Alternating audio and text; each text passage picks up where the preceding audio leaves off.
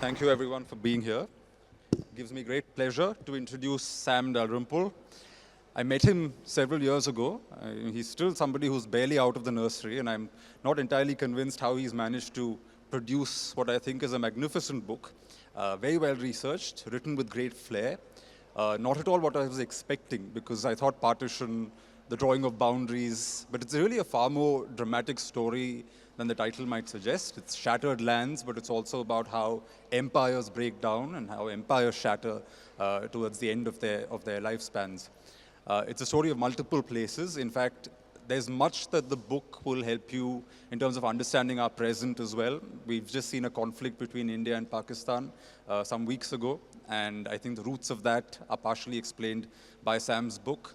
The Rohingya crisis in Myanmar, you've got that's covered in the book. While the book is a very serious study, Sam doesn't write with self-seriousness, so there's a sense of humor.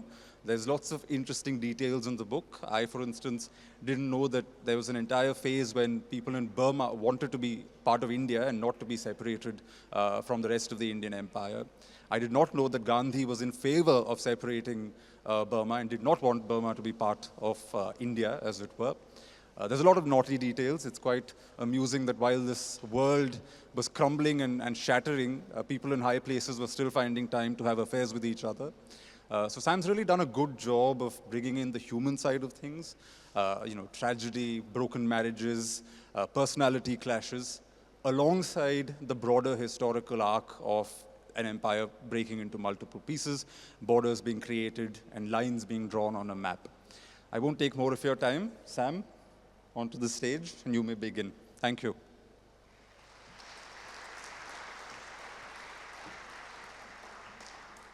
Thank you, ladies and gentlemen. It's lovely to see you all here. This is the first time I'm doing this talk, and it's nowhere I'd rather be doing it. I would like to start with this image. This is taken from a satellite.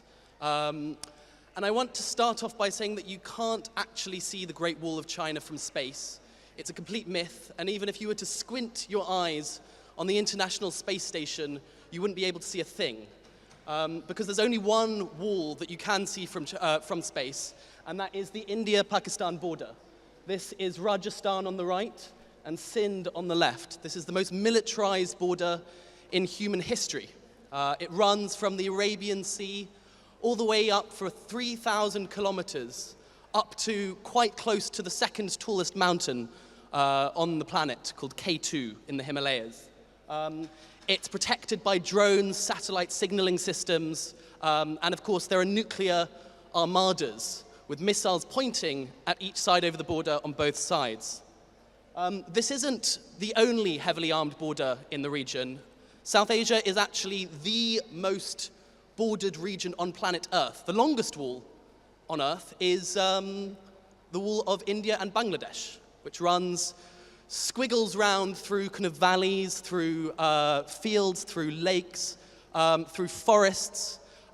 India is currently building an enormous wall to divide itself from Burma, which is another of the states. And what's extraordinary about this region is that just 100 years ago today, none of these borders existed. Not only that, none of them were foreseen.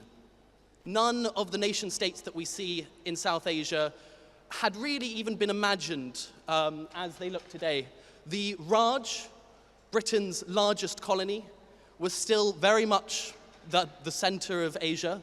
It included a quarter of the world's population, the largest Hindu, Muslim, and Sikh and Zoroastrian populations on the planet. And 100 years ago today, the Victoria Memorial was being opened in Kolkata, this enormous tribute to the British Empire, and a new capital, a second capital for the British Empire, was being inaugurated in London. This massive thing that we today call Rashtrapati Bhavan, but was then known as Viceroy's House. This enormous city that was meant to, like Rome, be built for eternity, is the line that they use. And if you go back to the newspapers a century ago, this is the Taunton Courier, one of Somerset's finest magazines or newspapers. And you can see that the British Empire at this point is so self-confident that it's begun to reach into space. The main story that day is the British Empire's first attempt to contact extraterrestrials. It says, the BBC has sent a message to all friendly stars and nebulae. Have our messages reached you yet? To which they don't hear any reply, and so the main story is, hello, the universe. No reply received. And it's actually only the bottom right-hand corner that you can see a small, little, kind of slightly irrelevant, tiny little message which says, on the very last line, that the Indian people had voted for the aim of complete national independence.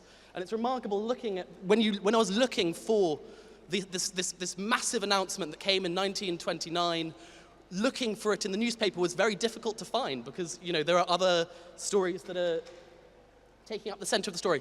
Now, what's fascinating is that when this was published, the India that we are talking about was not the India that we know of today.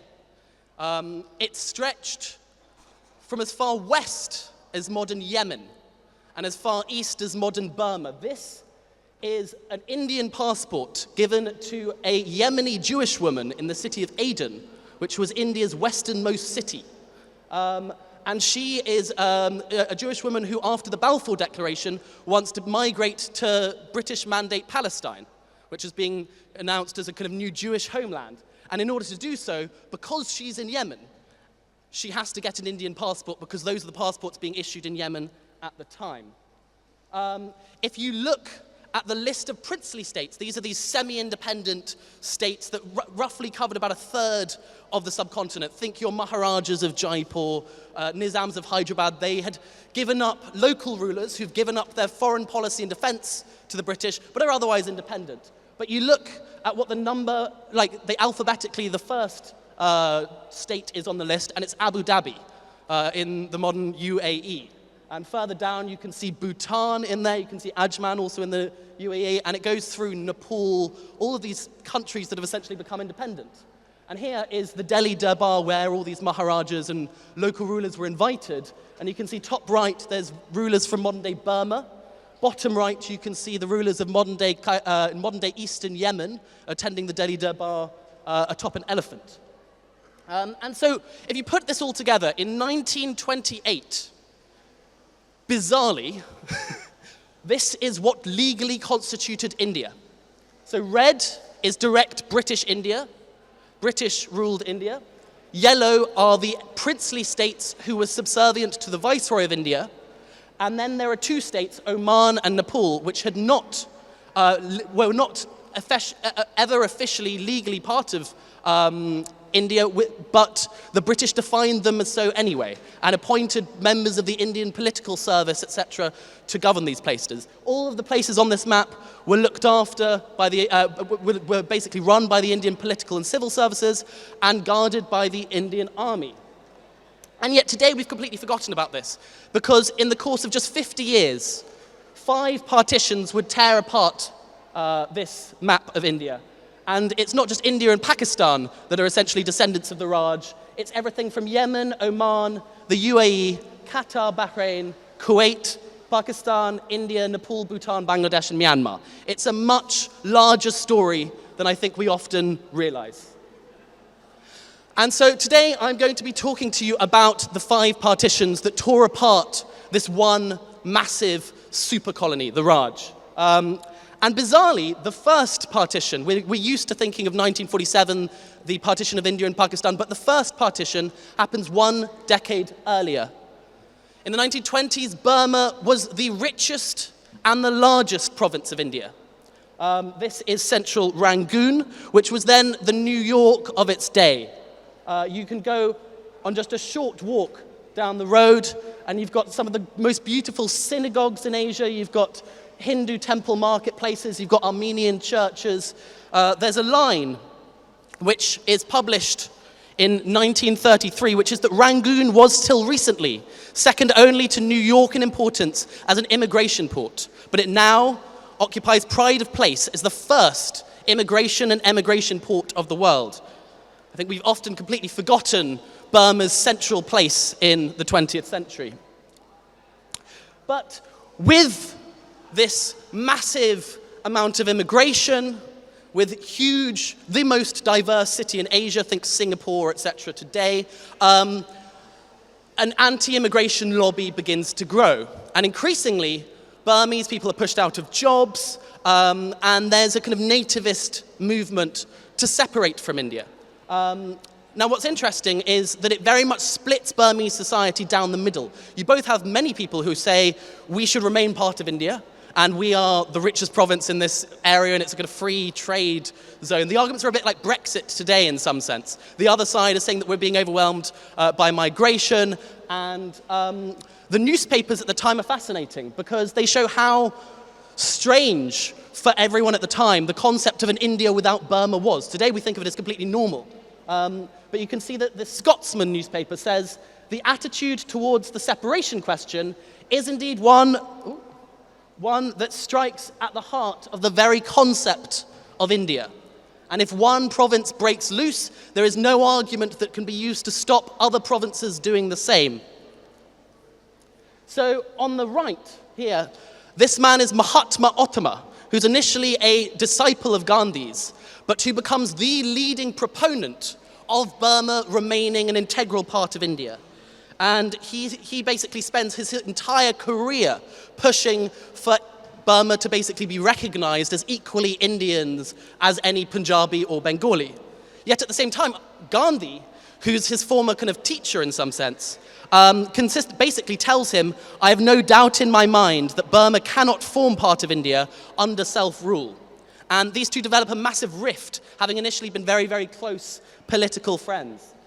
One of the other things is that Indian nationalism increasingly latches on to this idea called Bharat. You may have heard it in the news recently because the government of India is trying to basically have it more used when talking on national documents, etc. It's the other name of India officially to this day.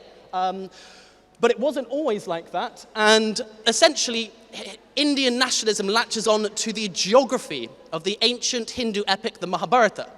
And there's increasing arguments that when we get independence from the British, we want it to resemble the geography of the Mahabharata.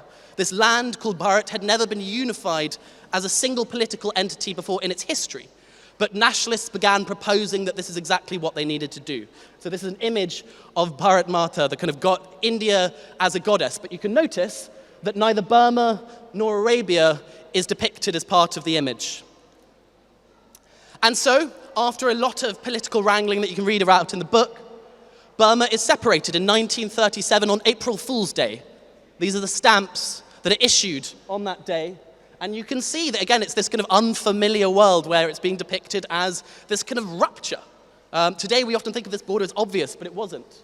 And this will set the tone for increasingly one of the largest anti-Indian lobbies, I think, that post-war India has post-war Asia saw. Many people here will know about the expulsion of Indians and South Asians from Uganda and East Africa in the latter half of the 20th century. But the largest forced migration of the first half of the 20th century before 1947 was the expulsion of Indians during World War II. Something like 366,000 Indians flee Burma with their lives between 1938 and 1941 when the Japanese invade, and there's an increasing sense that everything is going to fall apart.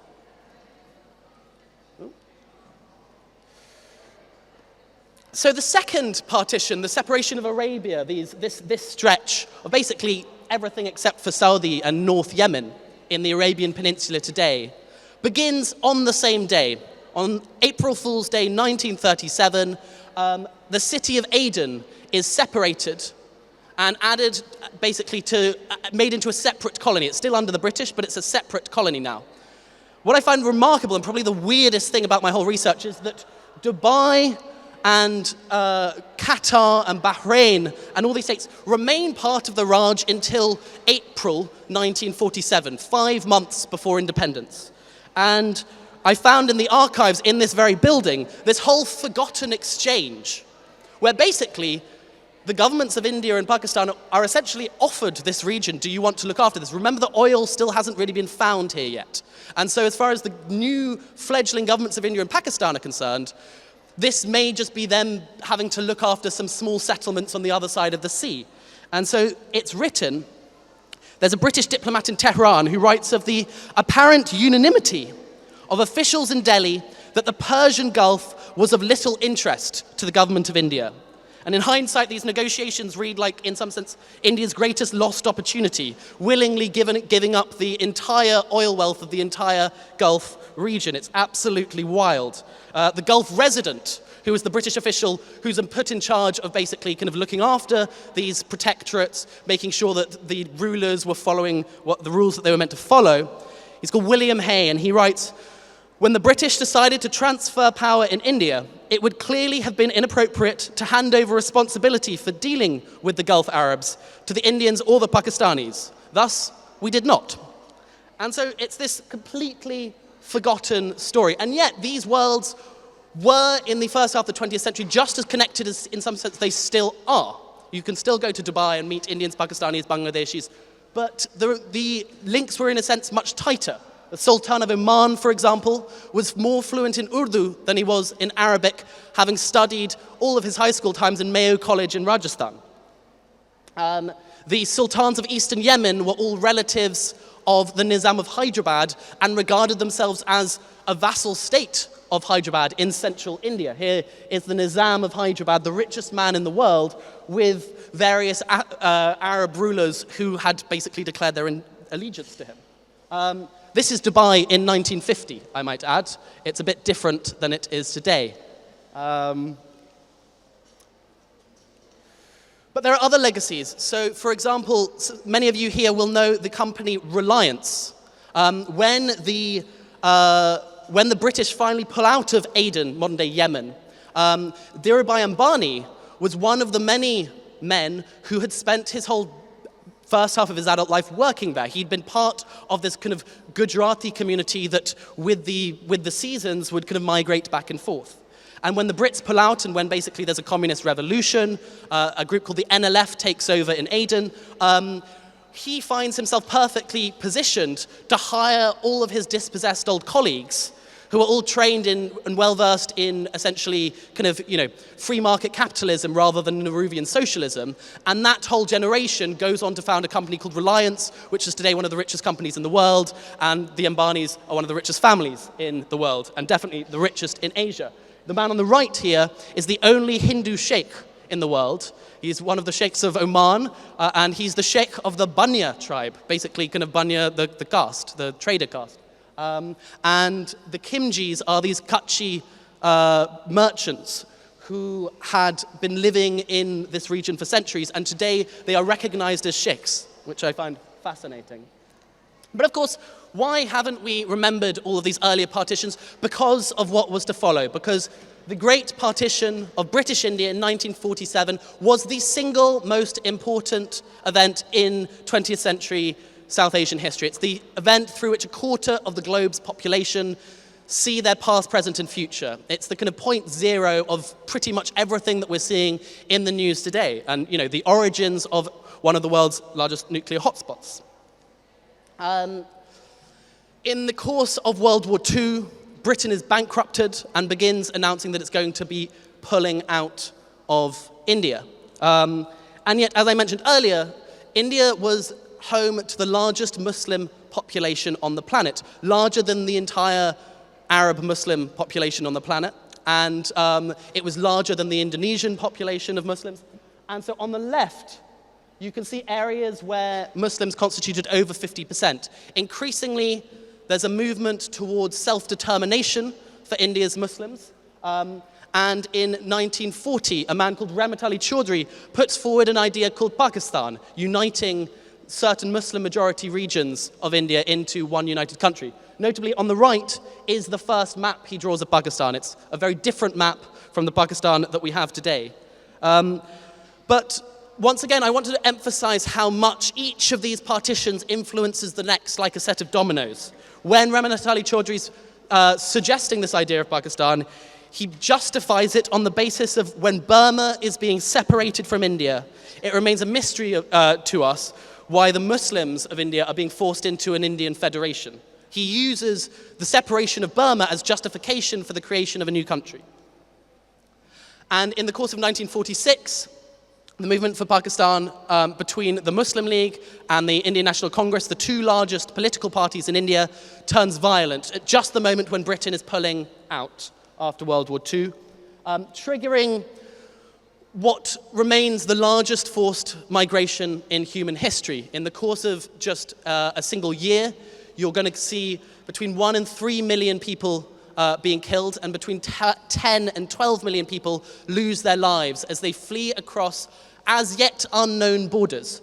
What's remarkable is that even on the day of independence, no one still knows where India and Pakistan are. No one knows where the border is going to be. The countries come into existence with their border still undefined. Where are the Muslim majority regions? Where are the Hindu majority regions? We don't know.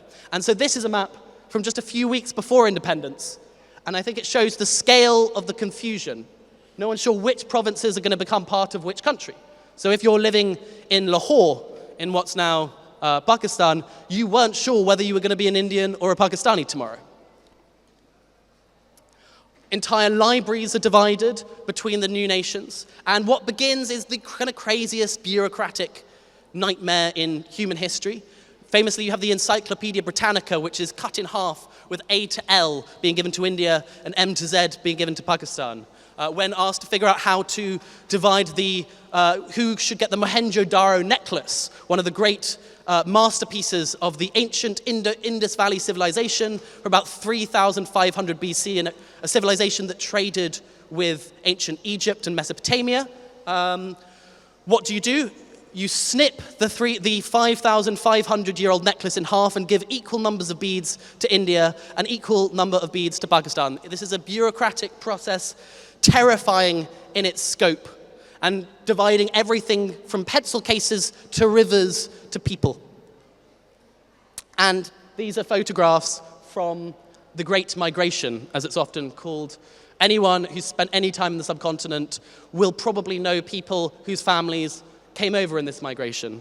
Many of the South Asian communities that live in Britain to this day came over as a result of this migration. And it's something that lives with us every day, and I'll get onto it a bit more later. So what is also bizarre is that I was telling you about those princely Indian kingdoms earlier, that third of the subcontinent that was ruled by semi-independent rulers. When the British barrister Cyril Radcliffe is put in charge of dividing India on religious lines, he's famously never been east of Paris and has no concept of India, and yet he's put in charge of basically determining a quarter of the world's fate. A very deadly decision and one of the worst things that's really happened to South Asia. But remarkably, 81% of the Indian and Pakistani border is not drawn by him. It's made by the decisions of a few small royal families who essentially have the option of which country their state should join. So if anyone here has been to Jodhpur, the blue city in Rajasthan, that was one such state which, although Hindu majority, very almost joined Pakistan, and actually met with Jinnah, the founder of Pakistan, was given a blank check, and basically very almost came close to signing away his city, and indeed his state, which was a good, I'd say, tenth of the whole state of Rajasthan. These are the states. Each of these states is given a choice of where to join.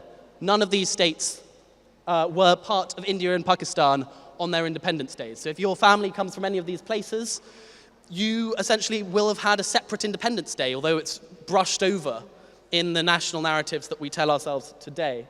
Now, there's three states which famously, in the process of dividing princely India and creating this new princely border, three states hold out for independence. Largely, and again, this is what I found particularly fascinating, because of the fact that the Gulf states, etc., and Nepal and Bhutan had been allowed to remain independent. So it's not as far-fetched as we think today. There's no, it's not necessarily the case that all of the border states here were necessarily going to become part of these new countries. They could have probably managed to. So Hyderabad in central India tries to remain independent for about a year, and the Indian army eventually goes in and uses force, and it leads to a migration of Hyderabadis to Pakistan that is 3 times the size of the Palestinian Nakba the same year. I think that when we talk about partition, South India very rarely gets talked about, and yet the region of modern-day Telangana, Karnataka, and Maharashtra saw one of the largest migrations during the whole of partition. It's remarkable that we don't talk about South India when it comes to partition. The other contested state was Baluchistan. It was called Kalat in those days, the Khanate of Kalat in what's now southwestern Pakistan. But it was this enormous state that essentially had its own parliament, essentially. And so they all voted that they didn't want to join Pakistan. And through a series of kind of, secret missives, etc., pressure is put on it to accede to Pakistan. But the insurgency that we see in Balochistan to this day essentially can be traced to this moment. And again, I don't have time to go into it fully now, but do read the book and it'll explain more. And of course, the biggest one is Kashmir, which fled up in the news only recently. This was a state which was Muslim majority, but ruled over by a Hindu Maharaja.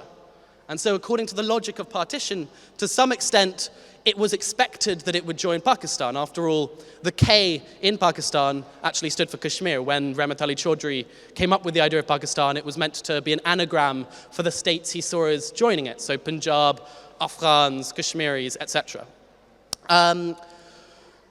But it goes without saying that that didn't happen. A series of pogroms around the city of Jammu, which killed predominantly Muslims, trigger elements of the Pakistani army to basically send in proxies to take the state for themselves, crucially without the know-all of the Governor-General of Pakistan, Jinnah. So these proxies go in, the Maharaja of Kashmir accedes to the government of India, bringing the Indian army into the conflict, and very soon, through a kind of series of dominoes again, you end up with the Indian and Pakistani armies facing off in this princely state within just months of their independence. And the ceasefire line that was made in 1949 between these armies is more or less the line of control that still divides the state to this day and has transformed this area into one of the most militarized and brutalized regions in the world. This is it today. The fifth border that's carved through modern South Asia would actually occur 24 years later. And this would be the division of Pakistan itself and the independence of what was then known as East Pakistan as the modern nation state of Bangladesh. Here you can see an image of Pakistan as published in the 1950s.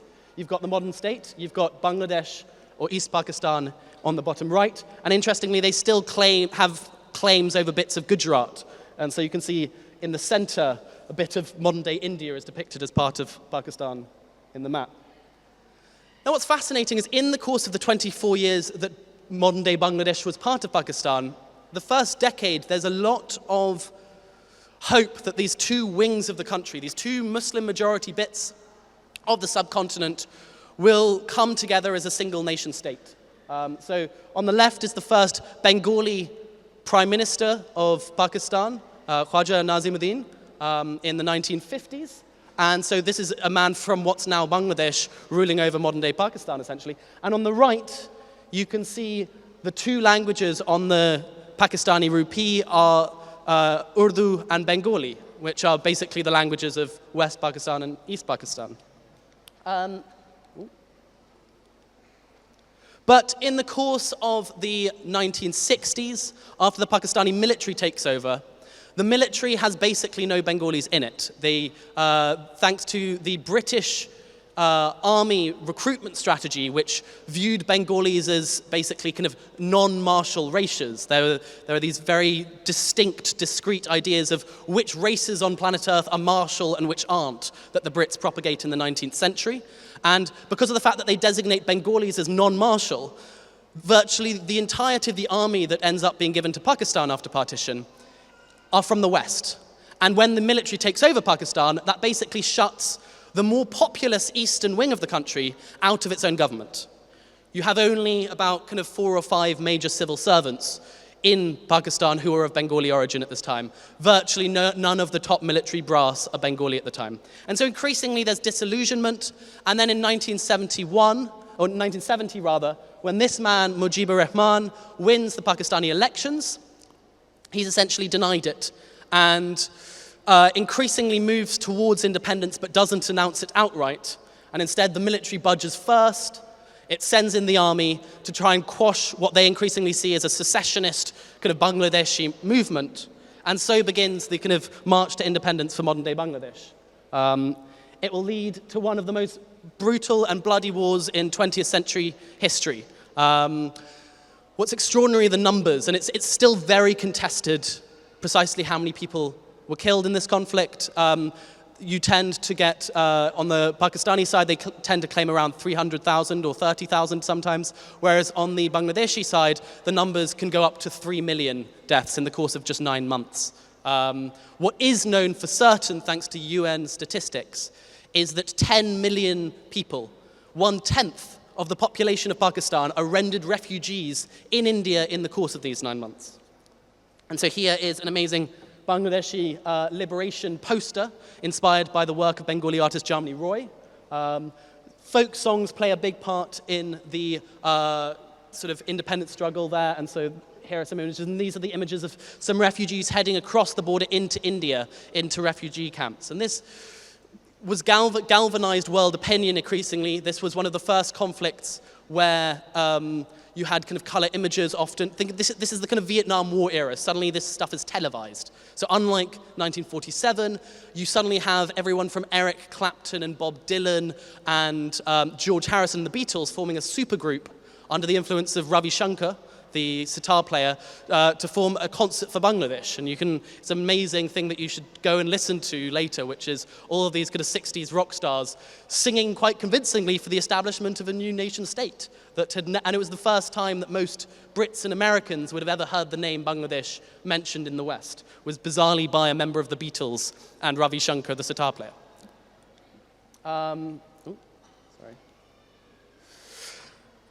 In December 1971, a war breaks out between India and Pakistan, where India intervenes on the side of the Bengali liberation struggle. India has been funding this discreetly for about 7 of the 9 months. And there are training camps in Kolkata. It's not very subtle at all. You have literally kind of members of these kind of militias operating from basically Indian cities. And even 6 months before the war starts, the Indian army is in control of sections of Pakistan. So again, it's unclear when precisely this war starts. But by the end of December 1971, you have the surrender of East Pakistan, the creation of a new nation state called Bangladesh. But again, remarkably, this is when what I would call the partition of Pakistan begins. It's on that moment when it's signed, because you've then got to create a new nation state. How do assets between the two countries get divided? What about families? Of course, you have hundreds and thousands of Bengali families from what's now Bangladesh living in the West. You have thousands of families from the West living in the East, and then you have the thousands of soldiers and civilians, etc., who worked in the government. And so what you get in the course of the next 4 years is the largest repatriation of military personnel seen since the Second World War. Sorry, I keep on doing this.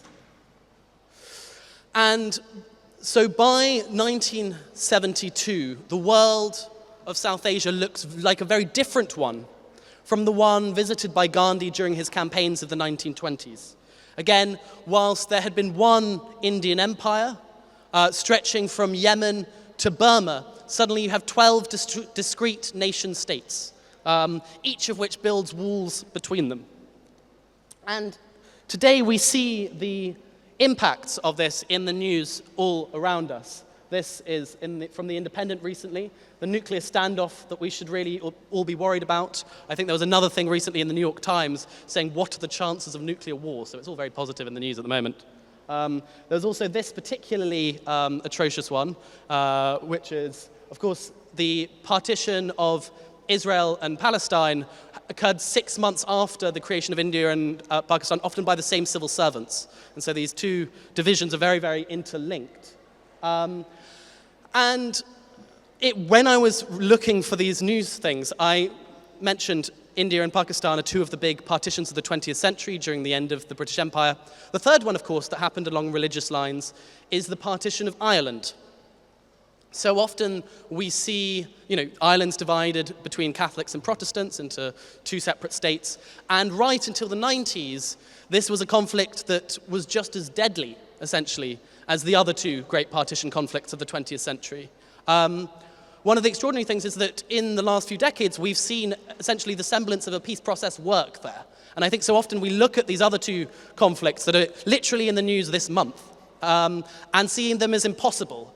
And we see them, Trump was recently talking about the conflict between India and Pakistan goes back thousands of years, when actually the creation of these countries occurred within living memory. There are still, 90-year-olds who remember growing up in a united India. And the Good Friday Agreement and the peace process that was started in Ireland, I think, to some extent holds a mirror at what we should all be talking about more with these other conflicts. They were considered just as equally intractable as recently as 30 years ago. And now, when I Googled, partition of Ireland and clicked for latest news, that was the main headline that popped up. It's an imperfect peace process, but there's, fewer bombs going off these days. And I think we should, and what's also fascinating is how much the Good Friday Agreement in the late 90s and early 2000s did stand as a model for potential diplomatic processes. The famous Vajpayee, Musharraf and Nawaz Sharif deal was basically based off of it and allowed, much like the Northern Irish solution, freedom of movement across the border. It was basically based off the same model. And I think similarly, the Oslo Accords were very much influenced by the peace process happening in Ireland. And so I think we all should be looking a lot more at that.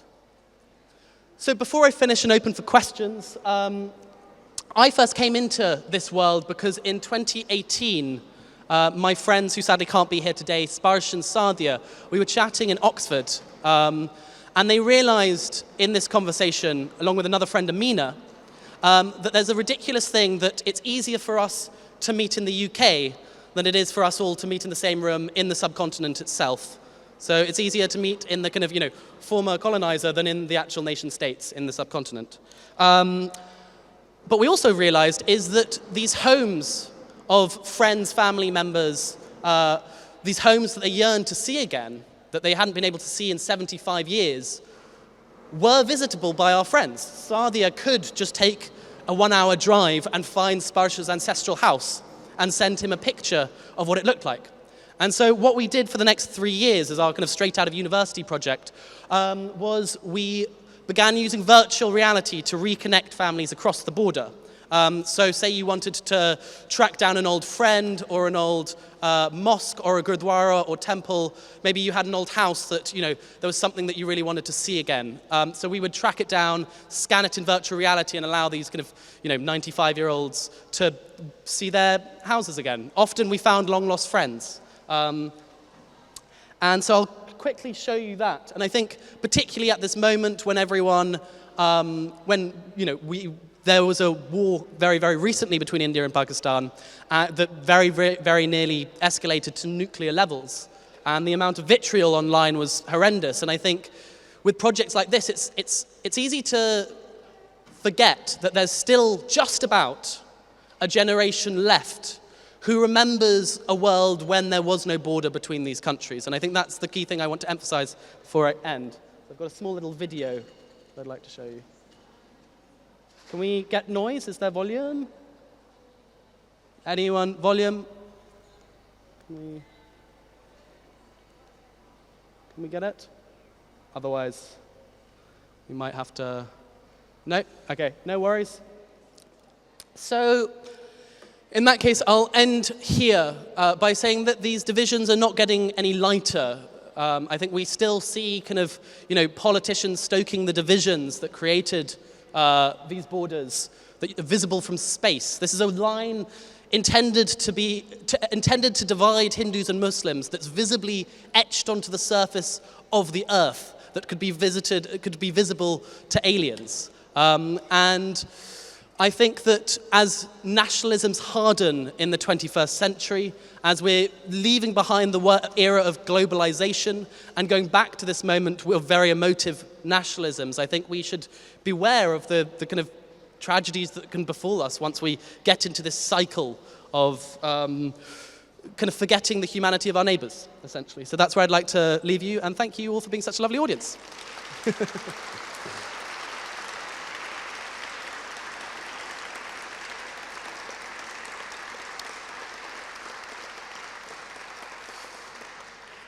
Do we have time for questions? Yeah. Yes, hello. Can we get are there any mics to be handed around, or? Yeah, it's just coming.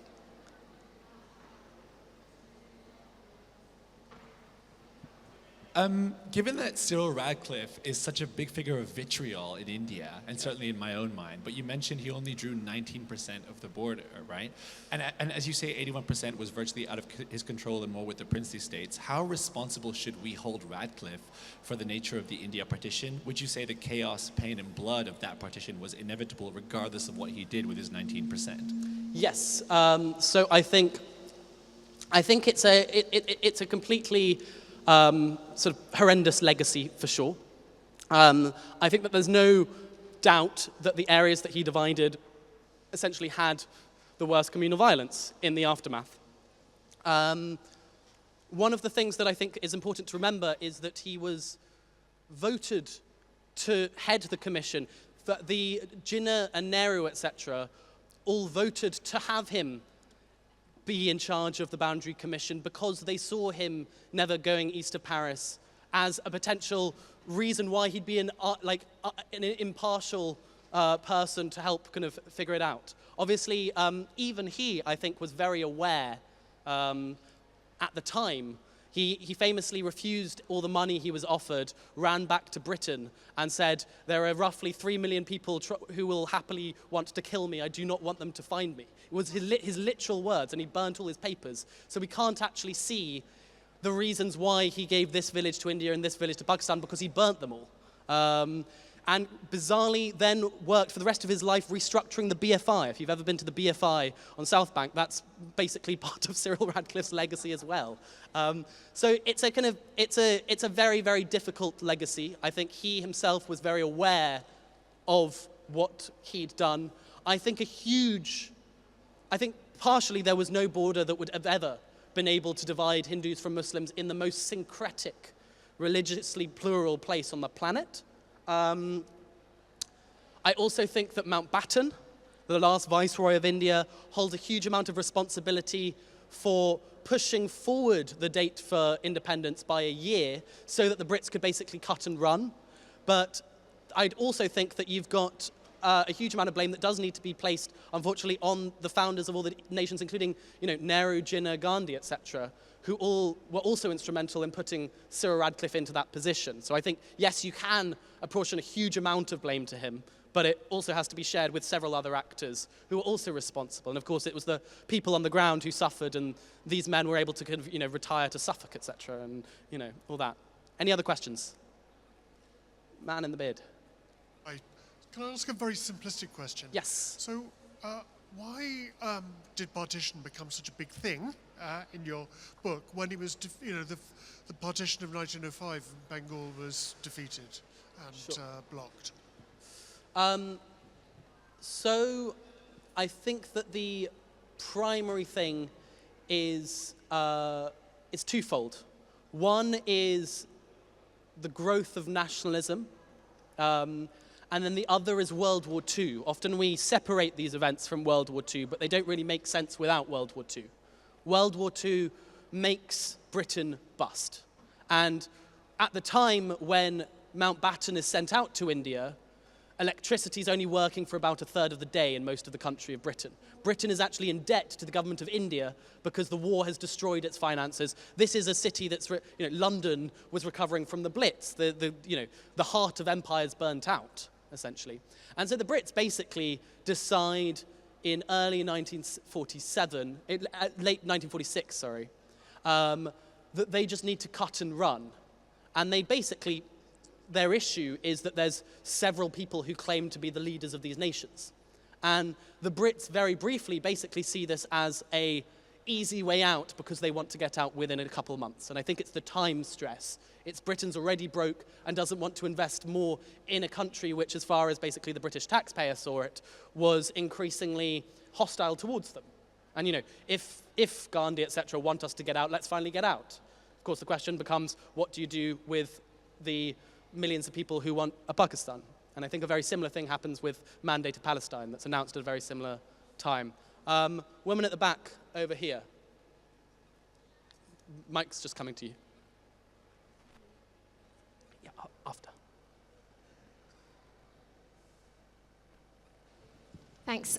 If you had to put your money on it, what might be the 6th partition or 7th partition, and which are the fault lines we should be looking out for? That is a very, very difficult question. I think we're living through a time of intense kind of division, and increasingly, I think nation states are hardening their borders so as to avoid this, but also often through very brutal means. I'm not sure I could place my money on any single one. I know a lot of people theorize online that, you know, there's going to be this growing divide between, for example, North and South India, because you've got a more educated, less populated South that feels increasingly kind of that its politics is dominated by the North. I don't think that's necessarily the case. I can't really imagine that world. But I do think that religious and racial polarization all over the world, be it here in the United States, in modern-day India, in modern-day Pakistan, in modern-day Bangladesh, the demonization of minorities wherever tends to have absolutely horrendous effects. And I think that each of the partitions that I talked about earlier, to some extent, were the first inklings of them is created by the persistent demonization of minorities. And so there's no place in particular that I could place my finger on, but I think that if we don't stop demonizing minorities, then it's not going to work well. Here, out the front.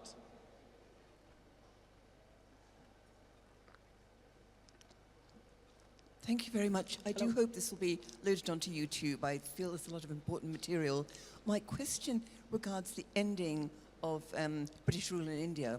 And from my research, my understanding, and I'd be very grateful if you could comment, is that the final trigger was Britain's bankruptcy, the Lend-Lease, so that Britain was so in debt to the US, and the US was wanting to get its own hands into India, that the US was pushing Britain into it, and that was the final trigger. Would you agree with that? I think that there are many final triggers. I think that was 100% a very major factor. I think that you can equally talk about, for example, in terms of the nationalist movement, I think that there's all sorts of various proposals put forth before 1942, before the Quit India movement, where, you know, basically kind of Gandhi announces do or die, revolt against the Brits unless they allow us to be equal players in this war. And, you know, there's so many, I think we often forget what a world without these nation states was going to look like. And the model that they always bring up, very interestingly, is the idea of the Roman Empire around 200 AD allowing, you know, suddenly making it so that the Senate and the emperors don't have to be Italian anymore, they can be from wherever, and it's very much a democracy on a massive, massive, massive scale, so that you could, you know, you have Philip the Arab being a Roman emperor, etc. And so that's still very much being talked about until 1942, after which I don't know of very many nationalists at all or very many South Asians at all who weren't pro some form of independence. And I think that it was getting so costly for Britain, and Britain was being so embarrassed by, for example, the Bengal famine. There was a point during 1944 where Britain has to legalize machine gunning protests from the air, because these protests have become so vast. And so I think that whatever happens, it was not long. It was kind of impossible at a certain point. In 1946, you have the mass mutinies of the Navy. The Indian Navy just kind of mass mutinies. And I think that was a final trigger for when they did it. I think as early as 1942, Viceroy Linlithgow is talking about, we are going to leave within the next 10 years. Gandhi and the Congress don't believe it, but we are going to leave within the next 10 years. And from World War II, it was already, the start of World War II, it was already very clear that the Brits were on their way out. But yes, major push for when the date was announced and why the transfer of power was so rushed, for sure. There's a woman here in a yellow shirt. Yes. Hi, really fascinating discussion, so thank you for that. I have a question for you, and I don't know if you're covering it in your books. I'll obviously take time to read it. But I'm curious about the Seven Sisters, and we can see how that land is. Yep. And it was obviously very loosely stated, and it's quite, when I talk to friends in India, they're still really not aware of Seven Sisters, and it's still a foreign land to them as well. And having been part of that world, they also feel very isolated because they're asked for their Aadhaar card when they go to mainland India as such, right? So you can see as people, they do feel not connected. But I'm curious to know, how are you talking about that? Because when you mentioned shattered lands, that came under British control during the independence. They were all their own lands as well. And that wasn't part of original India. So I think that you'll be pleasantly surprised. So the Northeast India, the Seven Sisters that the lady is referring to, is very much front and center of the book. One of the main recurring characters throughout the book, for example, is Fizo, the Naga leader. Right from the first partition, I think Northeast India only makes sense as when you realize that the partitions that happened around it. The origin of the book, out of interest, was a conversation I had with someone in the state of Tripura, where I basically I was interviewing them for Project Astan, the partition group that I was talking about at the beginning, and asking about partition, and they said, which partition? We had 3, and I was like, what? And he was like, well, in our region, we had 1937, which separated Burma, and suddenly made it, if we crossed over to visit our cousins downriver, suddenly there was an army that would shoot at us. Just a decade later, we had 1947. Suddenly, going from Agartala, the main city of Tripura, to the main port of Chittagong, so it suddenly was cut off. It was in a different country. So suddenly it goes from something like 30 kilometers to a port to 3,000 to the nearest port, which also there's no roads getting there.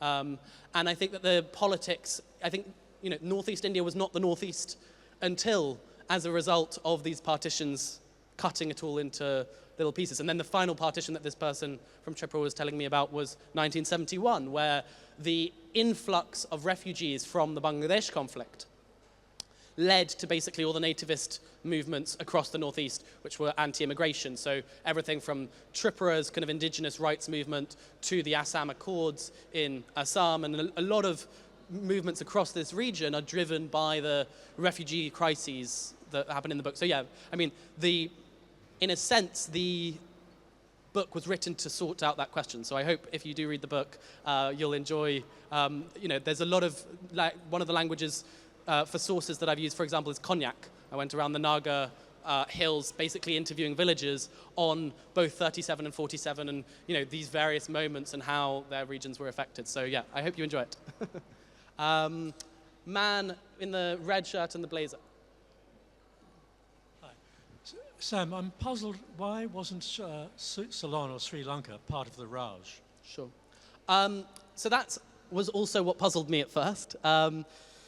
So you've got to remember that what becomes the Raj is ultimately, the East India Company is a company that gradually takes over land and the right to rule half of Asia. And when it's nationalized by the British Crown, anywhere that it owns, and has its stations, any land that it owns becomes officially India. Now, within the first few years of this nationalization, many of its areas that it conquered, for example, Hong Kong, Singapore, various strait settlements in modern-day Malaysia, as well as bits of, for example, Somaliland, which in 1858 briefly are a part of India. They're all separated immediately. Bizarrely, Ceylon had been made into a separate colony even before then. So I think it's in 1798.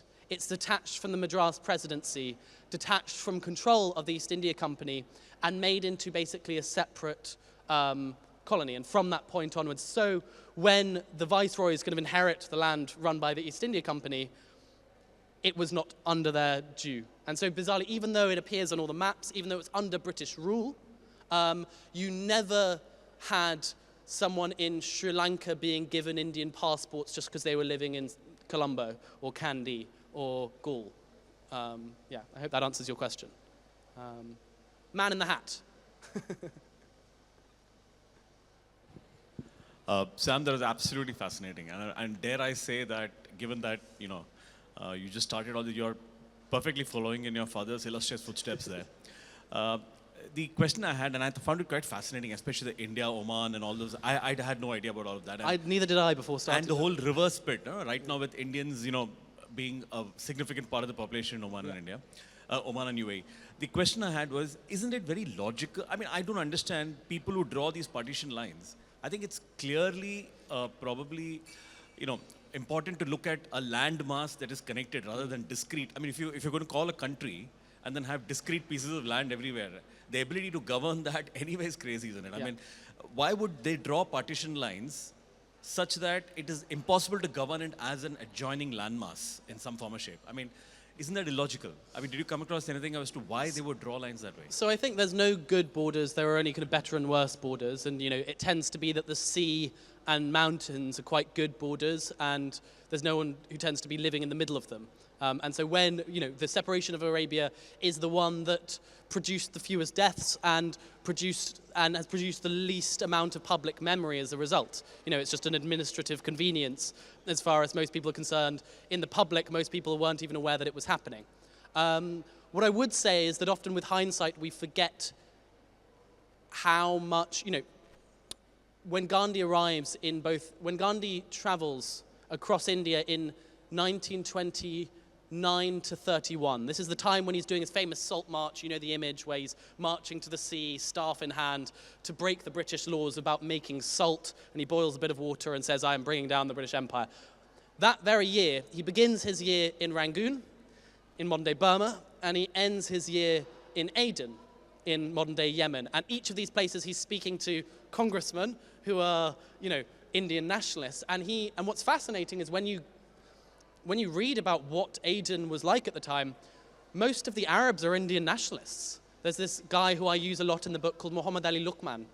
And Luqman is an Arab who speaks Gujarati as well because he has cousins living in Junagadh in modern-day Gujarat. And his family, like the Ambanis, make the trip going back and forth by sea, except unlike Ambani's Gujarati, he's Arab, but, you know, they're on other sides of the same migration, essentially. And he very much talks about being an Indian nationalist, about Aden being one of the great Indian nationalist cities. He briefly becomes travel buddies with Dr. Ambedkar, the great Dalit thinker. He talks about himself as being a Gandhian. And the fact that one of Yemen's founding fathers is an Indian national congressman who traveled with Ambedkar is something that's so mind-blowing today that, like, you know, why don't we know about this? And today when we hear about Indian nationalists being sent off to Aden, like Subhash Chandra Bose, etc., when he does something that the Brits don't like, they send him off to a prison in Aden. And today we see that as him being deported, but he's not. He's being sent to another city in India, in a sense. Yeah. Any last questions before? No, we're done. We're done with time. Thank you all. I will be, I think, signing some stuff outside, and yeah, come up to me and ask some questions there. Thank you.